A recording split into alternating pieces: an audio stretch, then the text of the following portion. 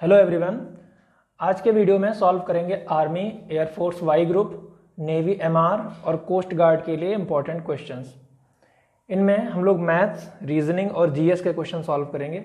इन questions को मैंने अलग अलग जगहों से उठाया है, जैसे कि कुछ प्रैक्टिस सेट से उठाए हैं, कुछ इंडियन एयरफोर्स की ऑफिशियल वेबसाइट से जो एक प्रैक्टिस सेट पड़ा होता है वाई ग्रुप का, उसमें से उठाए हुए हैं, और अलग अलग जगहों से ये सारे क्वेश्चंस हैं। सारे के सारे इंपॉर्टेंट हैं आर्मी के लिए भी, Y group, navy MR, coast guard, सबके लिए।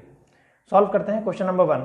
आप वीडियो को पॉज करके क्वेश्चन सॉल्व कर सकते हैं, उसके बाद में देखिए सोल्यूशन क्या आ रहा है।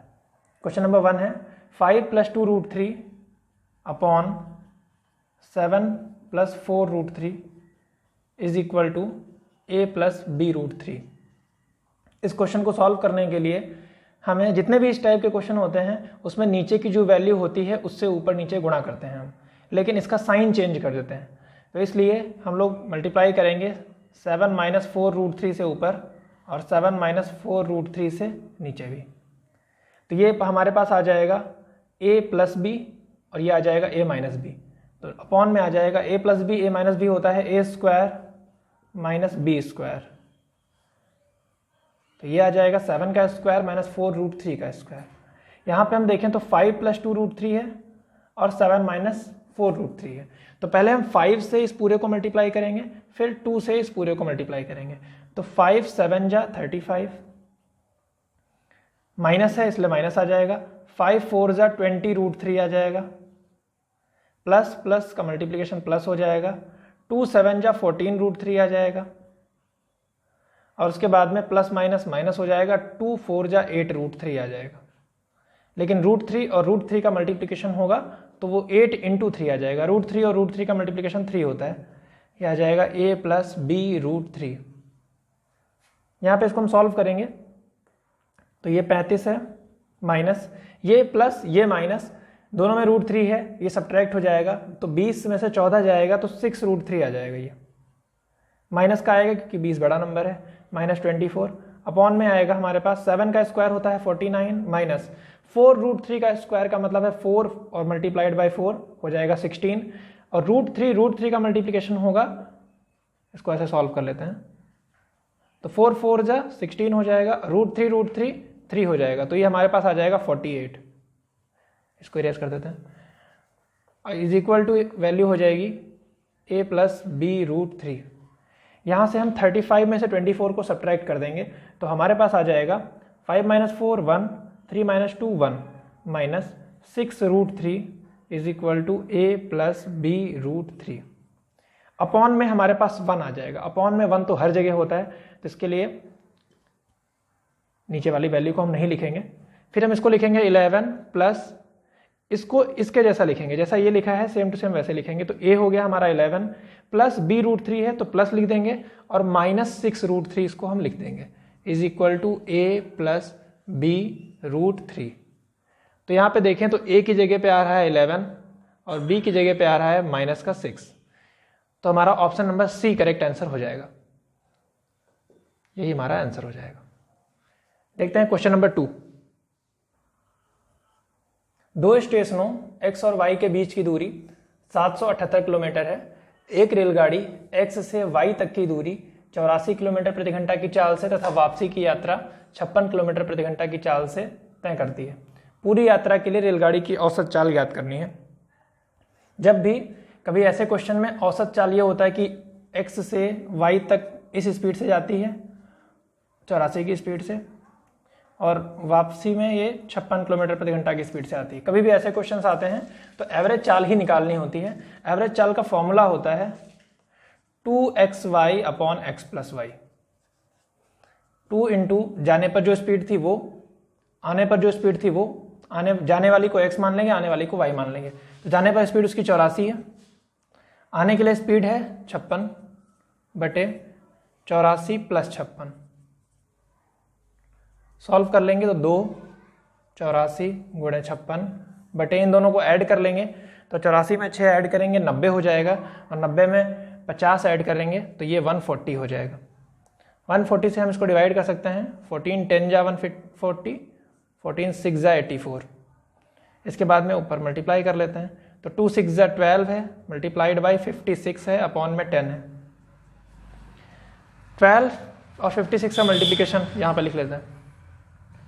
तो ये आ जाएगा 12 6 जा 72, कैरी हुआ 7, 12 5 जा 60, 60 + 7 67 अपॉन में 10।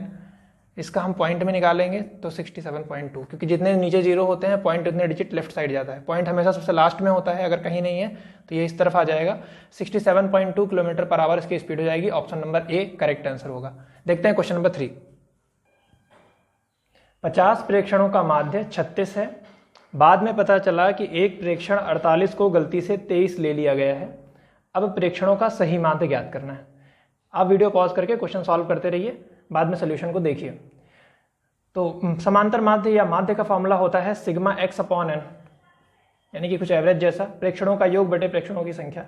तो हम देखें 50 प्रेक्षणों का माध्य 36 है, यानी कि 36 माध्य है, तो योग जो होगा वो हम निकाल सकते हैं यहाँ से। 50 प्रेक्षणों का माध्य है तो संख्या है 50, तो जो कुल योग आ जाएगा हमारे पास वो आ जाएगा 36 × 50। इसका हम मल्टीप्लाई कर लेंगे तो ये आ जाएगा 36 5 जा होता है 180, ये 180 आ जाएगा कुल योग। लेकिन हमसे कहा गया कि एक प्रेक्षण ऐसा था जिसको 48 लेना था, लेकिन गलती से उसको 23 ले लिया गया है। तो 23 लिया गया है और लेना था 48, यानी कि ये जो योग आया है उसमें ये 23 होगा, 48 नहीं जुड़ा होगा बल्कि 23 जुड़ा होगा। तो हम ये कह सकते हैं कि हमारा योग 1800 नहीं होना चाहिए, इससे कुछ अलग होना चाहिए। तो इसमें 23 जुड़ा है, सबसे पहले इसमें से हम 23 घटा दें, जो जोड़ा था हमने वो घटा दें, फिर जो सही था यानी कि 48 इसको जोड़ देते हैं। अब हमारा सही योग आ जाएगा। तो हम इसमें से घटा देंगे, 1800 में से 23 घटा देंगे, या 1800 को ऐसे ही रखते हैं, इसको घटा देते हैं। तो 8 - 3 होता है 5 और 4 - 2 2, ये प्लस हो जाएगा। तो ये आ जाएगा 1825। ये योग है, ये सही योग है। 1825 को हमें डिवाइड करना होगा प्रेक्षणों की संख्या से, यानी कि 50 से। तो हम 1825 को 50 से डिवाइड कर देंगे।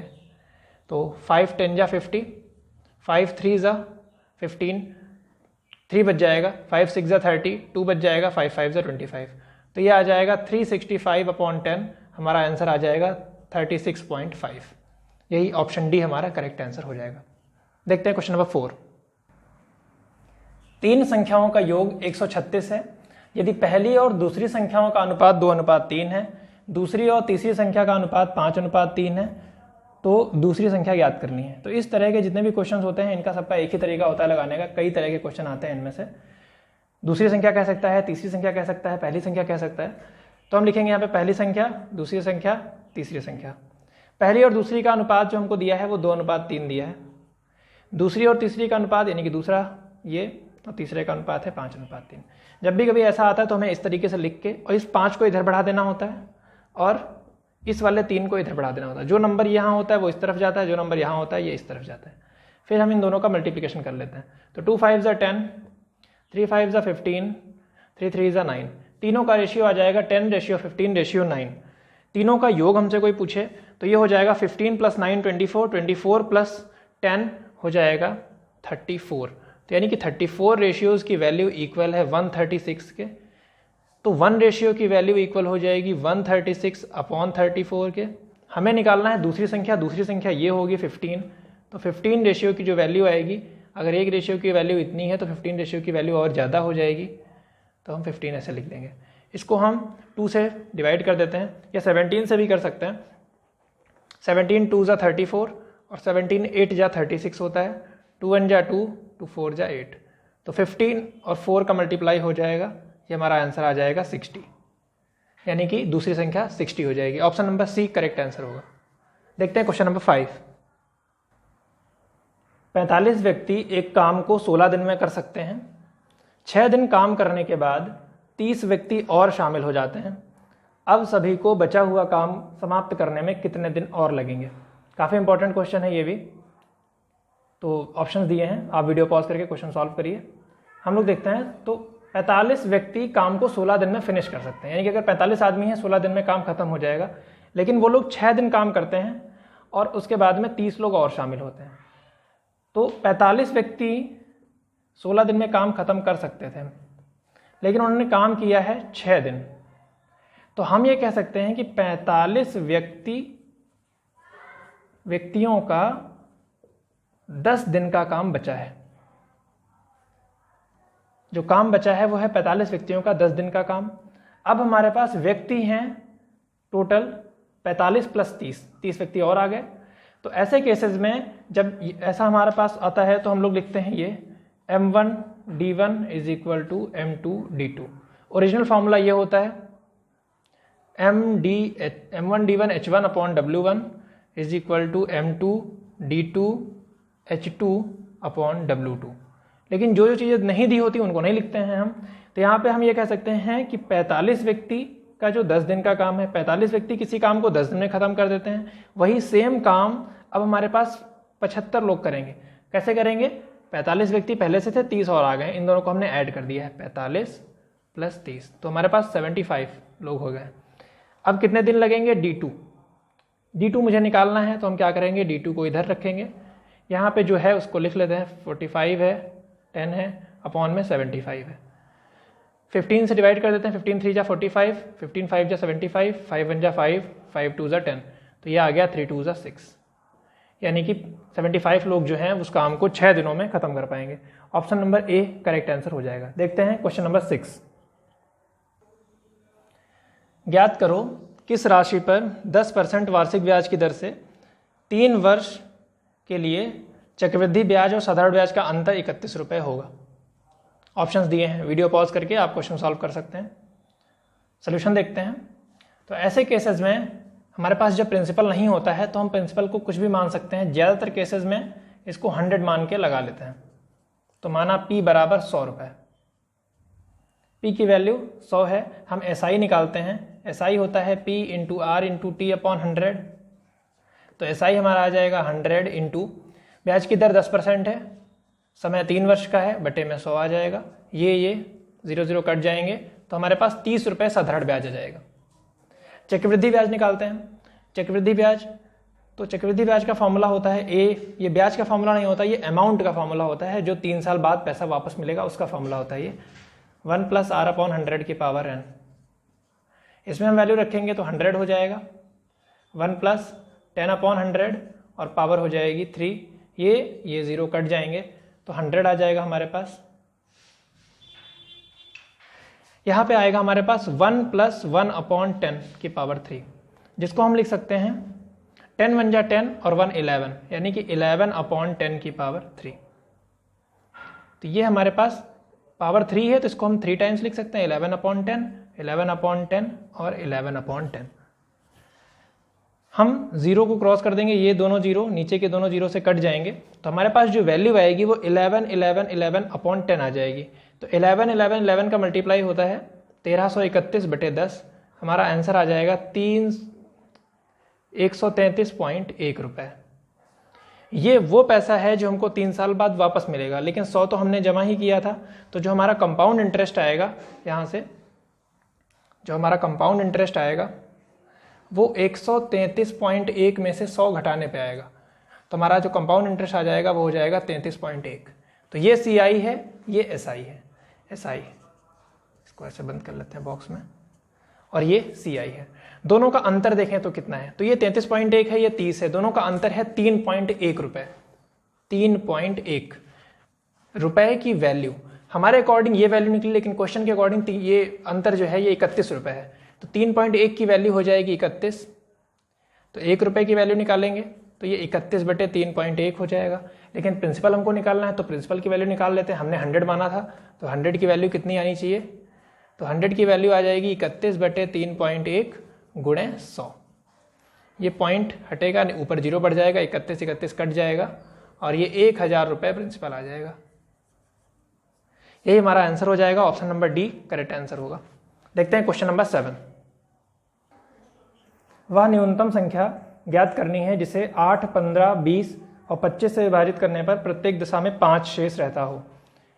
ऐसे क्वेश्चंस के लिए हमें ऐसा नंबर पता करना होता है जो इन सब से डिवाइड हो जाए। 5 शेष रहने वाली बात को हम बाद में लगाएंगे, पहले ये देखना है ऐसा नंबर जो इन सब से डिवाइड हो जाए। तो ऐसे नंबर के लिए LCM निकालते हैं, लासा निकालते हैं।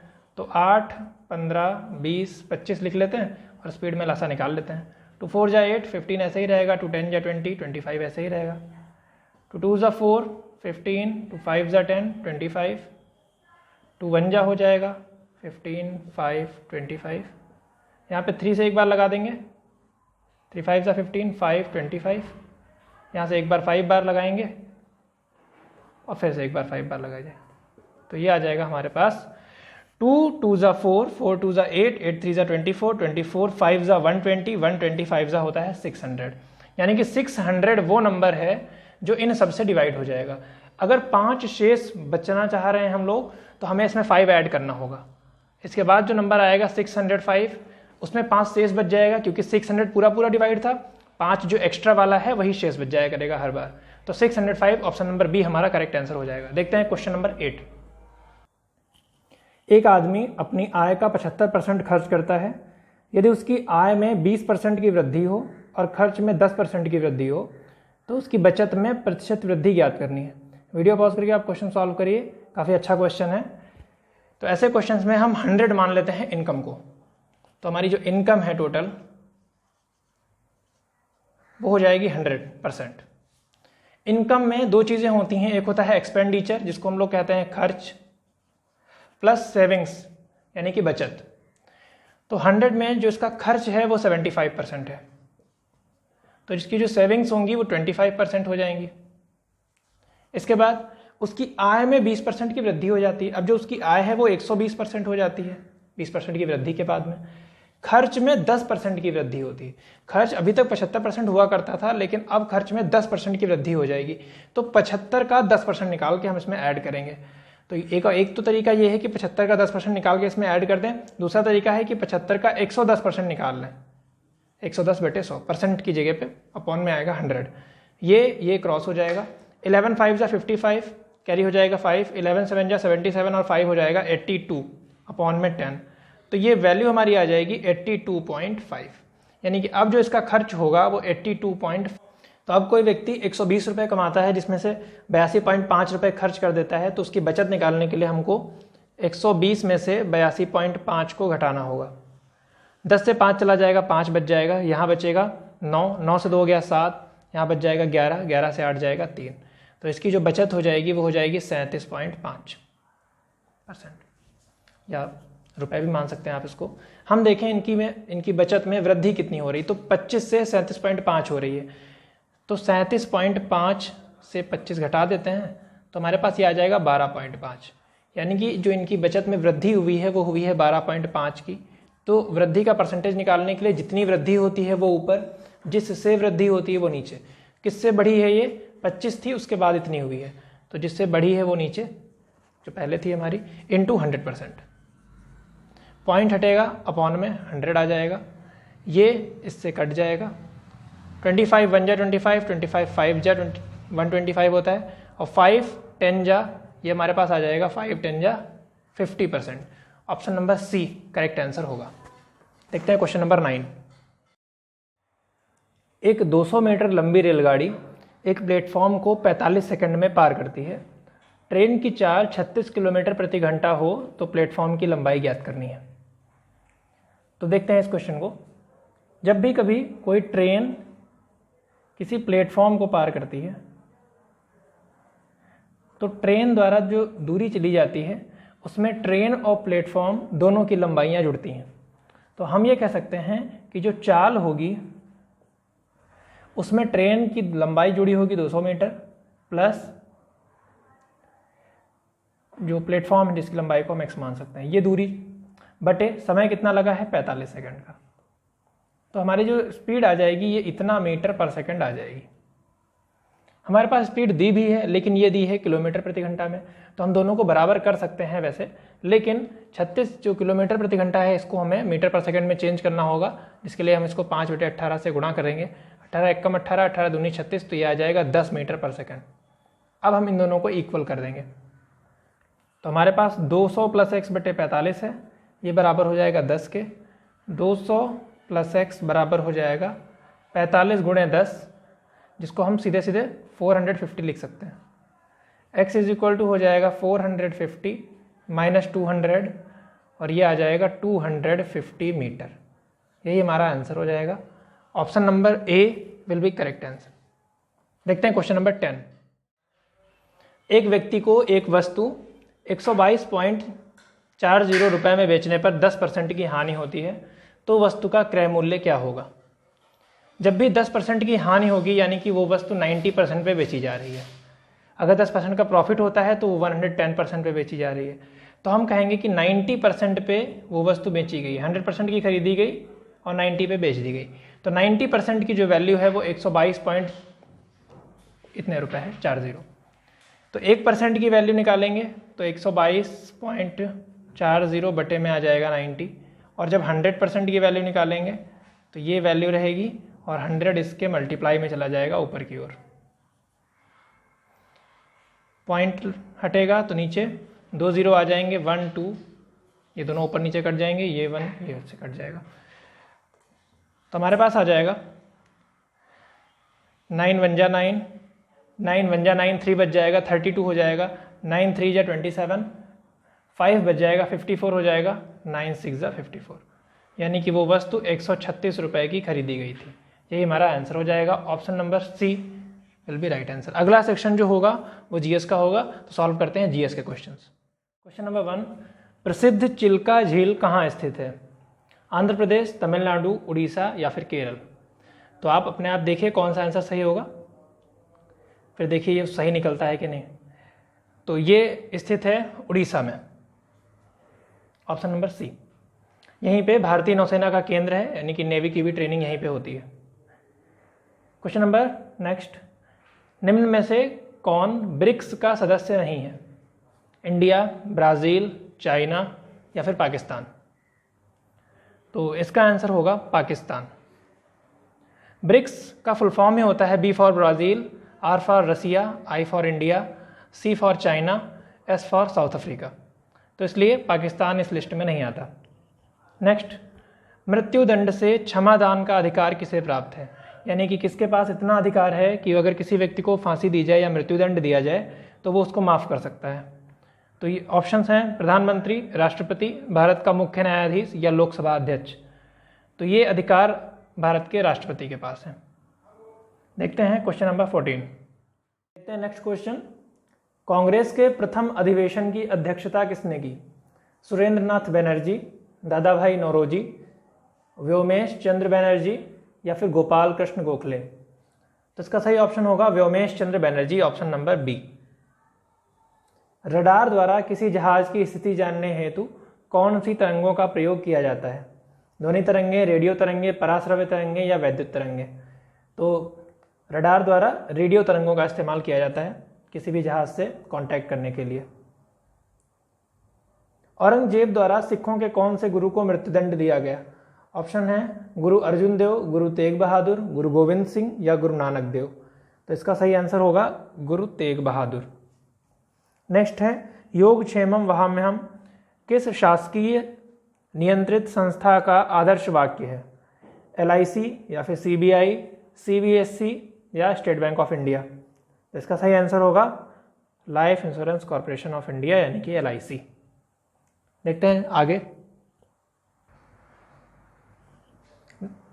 नेक्स्ट क्वेश्चन है, सत्यमेव जयते कहाँ से लिया गया है? ऑप्शन ए मुंडक उपनिषद, ऋग्वेद, मनुस्मृति या भगवद गीता? तो इसका सही आंसर हो जाएगा मुंडक उपनिषद। क्वेश्चन नंबर 19, हीराकुंड बांध किस नदी पर बना है? ऑप्शंस हैं महानदी, साबरमती, गोदावरी नदी या फिर कृष्णा नदी? तो इसका सही आंसर होगा महानदी। राज्यसभा में कितने सदस्य राष्ट्रपति मनोनीत करता है? तो 15, 11, 8 या फिर 12? तो ये हैं 12, जो कि अलग अलग क्षेत्रों से मनोनीत किए जाते हैं। जैसे कि सचिन तेंदुलकर को कला के क्षेत्र से या खेल के क्षेत्र से मनोनीत किया गया, इसी तरह अलग अलग क्षेत्रों से सदस्य 12 मनोनीत किए जाते हैं। नेक्स्ट सेशन है रीजनिंग का। नंबर 21, यदि प्लस का अर्थ भाग, भाग का अर्थ घटाना और घटाने का अर्थ गुणा, गुणे का अर्थ प्लस यानी कि जोड़ है, तो इसकी वैल्यू हमें पता करनी है। तो जैसी वैल्यू है हम इसको ऐसे ही सॉल्व कर लेते हैं, बस चेंज कर देते हैं साइन को। तो हम लिखेंगे 8 प्लस, प्लस का अर्थ क्या है? तो प्लस का अर्थ है भाग, भाग हो जाएगा। 2 लिख लिया। भाग का अर्थ क्या है? भाग का अर्थ है घटाना, माइनस हो गया। 3 लिख लिया। माइनस का अर्थ है मल्टीप्लिकेशन, यानी कि ये, और मल्टीप्लिकेशन है प्लस 6। तो ये आ गया हमारे पास। इसमें हम बॉडमॉस लगाएंगे। बॉडमॉस के अकॉर्डिंग सबसे पहले डिवाइड होता है, तो 8 को 2 से डिवाइड करेंगे 4 आ जाएगा, -3 × 4 + 6। फिर इसको और सॉल्व करेंगे तो हम मल्टीप्लाई करेंगे तो 4 - 3 4 = 12 होता है, +6। इसके बाद में हम प्लस करेंगे तो ये प्लस का है, ये प्लस का है, ये दोनों ऐड हो जाएंगे। 6 4 10 होता है, -12, और 12 में से 10 जाएगा 2 आ जाएगा। बड़े नंबर का साइन आता है, बड़ा नंबर 12 है इसलिए माइनस, तो -2 यानी कि ऑप्शन नंबर सी हमारा सही आंसर होगा। क्वेश्चन नंबर 22, 1 4 2 8 6 24 22 88, आगे का मिसिंग नंबर हमको फाइंड आउट करना है। ये ऑप्शंस हैं आपके ABCD। तो देखें ये 1 है, इसमें 4 आ गया, यानी कि 3 ऐड हुआ है। यहाँ पे माइनस का 2 हुआ है, यहाँ पे देखें तो 6 ऐड हुआ है। तो या तो हम ये कर सकते हैं, और या फिर इसको हम सीधे मल्टीप्लाइड बाय 4 कर दें, तो यहाँ भी मल्टीप्लाइड बाय 4 हो जाएगा। फिर ये -2 हो रहा है, फिर मल्टीप्लाइड बाय 4, फिर से -2, फिर मल्टीप्लाइड बाय 4। तो एक बार 4 से गुणा हो रहा है, फिर 2 घटाया जा रहा है, तो यहाँ पे 4 से गुणा हो चुका, 2 घटा दिया जाएगा, यानी कि 86 यहाँ पे ऐसा ही आंसर होगा, ऑप्शन नंबर डी। नेक्स्ट है ये 5 है, 11 है, 21 है। इसको आप सॉल्व कर सकते हैं वीडियो पॉज करके। हम इसको सॉल्व करते हैं तो ये 21 है, इधर 21 आ रहा है, तो ऊपर 11 है, तो यहाँ पे इस 5 की वैल्यू को 2 टाइम्स जोड़ा गया है और उसके बाद उसको 11 में ऐड कर दिया गया है। तो 5 + 5 10 हो जाता है, 11 और 10 21 होता है। उसी तरीके से 8 को एक बार फिर से जोड़ा गया, 8 8 16 हो जाता है, 16 में 17 ऐड करते हैं 33 आ जाता है। तो 15 में भी 7 को 2 बार जोड़ेंगे हम लोग, तो ये हमारे पास आ जाएगा 15 + 7 हो जाएगा 22, और फिर से 7 ऐड करेंगे तो 29 आ जाएगा, यानी कि ऑप्शन नंबर ए। नेक्स्ट है खतरे में हमेशा होता है, शत्रु होता है, हमला, डर या सहायता। तो खतरे में शत्रु हो जरूरी नहीं है, किसी और चीज़ पे खतरा हो सकता है, हमला हो ऐसा भी जरूरी नहीं है, लेकिन खतरे में डर हमेशा होता है, तो ये हमारा सही आंसर हो जाएगा। क्वेश्चन है मनीष उत्तर की ओर मुख करके 30 मीटर चलता है, फिर बाएं मुड़कर 20 मीटर चलता है, पुनः बाएं मुड़कर 30 मीटर चलता है, वह प्रारंभिक स्थान से किस दिशा में कितनी दूरी पर है। तो इसके लिए ऊपर नॉर्थ होता है, ऊपर नॉर्थ, नीचे साउथ, इधर ईस्ट और इधर वेस्ट। तो अगर यहाँ पे कोई है और वो चलना शुरू करता है तो उत्तर की ओर जाएगा, यानी कि ऊपर की ओर जाएगा 30 मीटर, फिर वो बाएं मुड़ेगा तो इस तरफ आ जाएगा 20 मीटर, फिर से जब वो बाएं मुड़ेगा तो इधर को है तो वो नीचे की ओर आएगा, और इस बार भी वो 30 मीटर आ रहा है, तो वो इस जगह पे पहुंच जाएगा। ये जगह पश्चिम दिशा में है और इसकी जो दूरी ये 20 है, इस वजह से ये भी 20 होगी, तो वह 20 मीटर पश्चिम दिशा में है, यानी कि ऑप्शन नंबर हमारा डी होगा। नेक्स्ट क्वेश्चन नंबर 26, विषम छांटना है, दिल्ली, न्यूयॉर्क, कैनबरा और पेरिस। तो दिल्ली इंडिया की कैपिटल है, कैनबरा ऑस्ट्रेलिया की कैपिटल है, पेरिस फ्रांस की कैपिटल है, लेकिन न्यूयॉर्क किसी की कैपिटल नहीं है, इसलिए यही राइट आंसर होगा। ये इंपॉर्टेंट सिटी है, कैपिटल नहीं है। किसी कोड भाषा में LALIT को TILAL में कोड किया जाता है, तो RAHUL को कैसे लिखा जाएगा। तो हम ध्यान से देखें तो हमें दिखेगा कि LALIT है, इसको बस इधर राइट टू लेफ्ट लिख दिया गया, यानी कि TILAL। तो इसको भी ऐसे ही लिख देंगे हम लोग LUHAR। ऑप्शन नंबर ए हो जाएगा। देखते हैं नेक्स्ट क्वेश्चन, डॉक्टरों, वकीलों और पेशेवरों के समूहों को दर्शाने वाला वेन आरेख कौन सा है। तो इसमें ऑप्शन नंबर ए होगा। डॉक्टर और वकील दोनों पेशेवर होते हैं, तो इसलिए पेशेवर ये हो जाएगा बड़ा वाला गोला, इसके अंदर दोनों आ जाएंगे, डॉक्टर और वकील। नेक्स्ट है ऑनेस्टी को इसमें कोड किया जाता है, तो उसी कोड भाषा में टोनी को किसमें लिखा जाएगा। तो हम देखते हैं, तो जो जो लेटर्स को इसमें जैसा लिखा गया है हम उसी तरीके से लिख देंगे। तो अगर देखें टी को इसमें डी लिखा गया है तो हम डी लिख देंगे, ओ को बी लिखा गया है तो हम बी लिख देंगे, एन थर्ड नंबर पे, यहाँ पे थर्ड नंबर पे सी है तो सी लिख देंगे, वाई लास्ट है, यहाँ पे क्यू लास्ट है, तो डी बी सी क्यू, यानी कि ऑप्शन नंबर हमारा ए करेक्ट हो जाएगा। क्वेश्चन नंबर 30, विषम छांटना है, लद्दाख, जम्मू कश्मीर, दिल्ली या फिर गुजरात। तो इन चारों में देखें तो लद्दाख एक यूनियन टेरिटरी है, केंद्र शासित प्रदेश है, जम्मू कश्मीर भी केंद्र शासित प्रदेश है, दिल्ली भी केंद्र शासित प्रदेश है, लेकिन गुजरात एक स्टेट है, इसलिए आंसर हो जाएगा गुजरात।